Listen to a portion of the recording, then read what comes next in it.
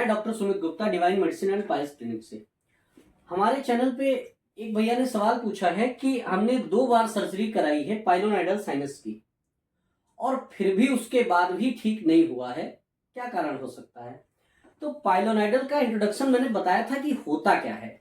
Pilonidal sinus जो होता है वो जो ग्लूटियल क्लेफ्ट होती है, बैकबोन जहां पर रीढ़ की हड्डी समाप्त होती है, उसके बाद दोनों बटक्स के बीच में जो धारी है वहां के एरिया में होता क्या है, कुछ हेयर्स जो होते हैं वो इसके अंदर धंस जाते हैं, एम्बेडेड रहते हैं।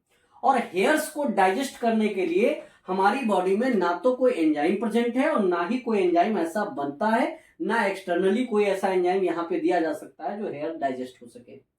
तो वो जब तक हेयर्स इसके अंदर एम्बेडेड रहेंगे, धसे रहेंगे, तब तक इसको ठीक कर पाना पॉसिबल नहीं है।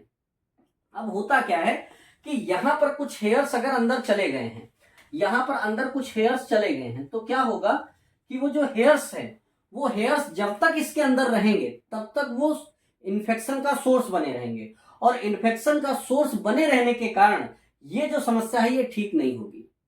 कई बार ऐसा होगा कि आप दवाई खाएंगे, कोई एंटीबायोटिक का कोर्स करेंगे, तो आपको ये हो सकता है कि ये घाव जो बना हुआ है पाइलोनाइडल साइनस की वजह से वो कुछ टाइम के लिए ठीक हो जाए, और उसके बाद ये दोबारा हो जाएगा। क्यों? क्योंकि सोर्स ऑफ इन्फेक्शन अभी भी बना हुआ है।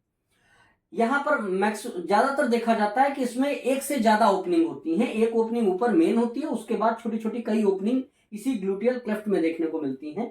ये ओपनिंग एग्जैक्ट बीच में भी हो सकती है या दाएं बाएं भी हो सकती है, समझ रहे हैं? अब होता क्या है कि अगर आपने सर्जरी कराई, हाँ एक बात और, इसको दवाओं से ठीक कर पाना पॉसिबल नहीं होता है। इसके लिए एकमात्र ऑप्शन है सर्जरी।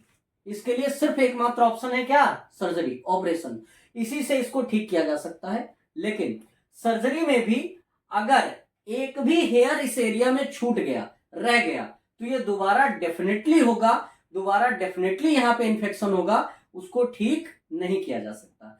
तो भैया अगर आपको ऑपरेशन 2 बार आपने कराया है और अगर फिर से हो रहा है तो चेक करने की जरूरत है। ऐसा तो नहीं कोई हेयर, कोई मतलब मैंने तो ये देखा है कि गुच्छा गुच्छा निकलता है हेयर का, तो कोई ऐसा हेयर फॉलिकल इसके अंदर रह गया हो, बचा रह गया हो, जो बार बार इन्फेक्शन कॉज कर रहा है, तो आपको किसी अच्छे डॉक्टर से मिल करके आपको सर्जरी करानी चाहिए। और मैं तो एडवाइस करूंगा क्षार सूत्र। क्षार सूत्र एक ऐसी टेक्निक है जिससे इसको 100% ठीक किया जा सकता है, क्योंकि वो धीरे धीरे होता है, तो उसमें जो हेयर्स जो फंसे भी रह जाते हैं वो क्लीनिंग के दौरान साफ हो जाते हैं।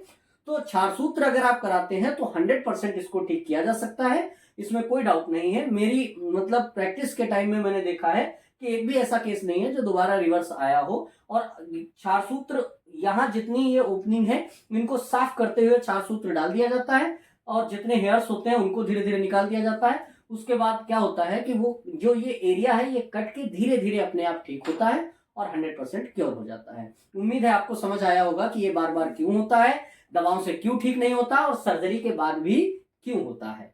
अगर आप हमारे चैनल पे नए हैं तो हमारे चैनल को सब्सक्राइब कर सकते हैं, और अगर कोई जानकारी चाहते हैं तो आप नीचे दिए गए नंबर पे कांटेक्ट कर सकते हैं, आपके क्वेश्चंस का आंसर जरूर मिलेगा। Thank you.